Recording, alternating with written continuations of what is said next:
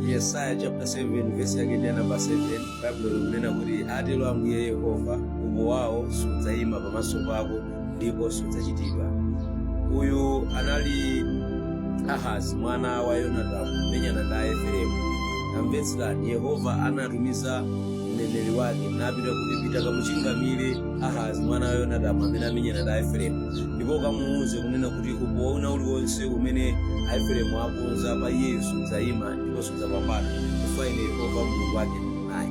Kotero Yesaya anapita ndi uthenga umene nakamulimbikitsa kunena kuti upo wina uliwonse umene adani ako akonza suyima pamaso pako, chifukwa Yehova Mulungu ali nawe. Tamvetserani, ndimafuna ndiyankhule ndi wina wake mmawa uno, ndimafuna ndikukumbutseni okondedwa, ndimafuna ndilumikizane ndi wina wake kunena kuti mu dzina la Yesu Khristu mkutheka uli mu nkhondo zosiyanasiyana, mkutheka uli mu nkhondo za mabizinesi, mkutheka uli mu nkhondo za moyo wa banja. Mvetsera, ndimafuna ndilankhuleni nawe kunena kuti atero Ambuye Yehova kuchokera mu vesi imeneyo kuti upo wina uliwonse umene adani akozera moyo wako sudzawina ndipo sudzapambana, chifukwa Yehova Mulungu wako ali nawe. Tamvetsera, sitikusamala kunena kuti nkhondo idayamba liti, sitikusamala kunena kuti mavuto amene ukumana nawo akhazika nthawi yayitali bwanji, sitikusamala kunena kuti amene ukulimbana nawo ndi opsa chotani, sitikusamala kunena kuti kumene wapala kumene kukuchokera zinthu ndi kotani. Koma tamvetserani, Yesaya chapter 7 verse yake ndi number 7 ikunenetsa kunena kuti upo wawo, atero Ambuye Yehova, upo wawo sudzachitidwa ndipo sudzawina.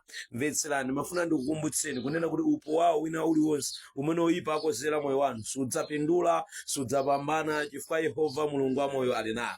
Mu dzina la Yesu Khristu wa ku Nazareti, ndimafuna ndipemphere ndi wina wake, nyengo ina iliyonse imene mukumana nayo, nyengo ina iliyonse imene iliyovuta pa moyo wanu, Yehova akutero kuti upo wina uliwonse umene wakozedwera moyo wanu sudzachitidwa ndipo sudzatheka, mu dzina la Yesu Khristu chifukwa Mulungu ali nanu. Ndimafuna ndikulimbikitseni kuti Yehova sadzakusiyana, Yehova adzakhala nanu. Ndimafuna ndipemphere kuchokera mu vesi imeneyi, mukafatsa mupemphere kuchokera mu vesi imeneyi, Yesaya chapter 7 verse yake ndi number 7, kunena kuti monga munantsogolera mwana wa Yonadabu Ahazi, momwemonso nditsogolereni ine mwana wanu Yehova, kunena kuti nkhondo ina iliyonse imene ndikukumana nayo sikhala yopambana, ndipo ine ndi amene ndipambane, mu dzina la Yesu Khristu wa ku Nazareti, mfumu ya ulemerero wonse. Ambuye akudalitseni, mukhale ndi tsiku lopambana. Evangelist John Faison, pangani like, share and follow.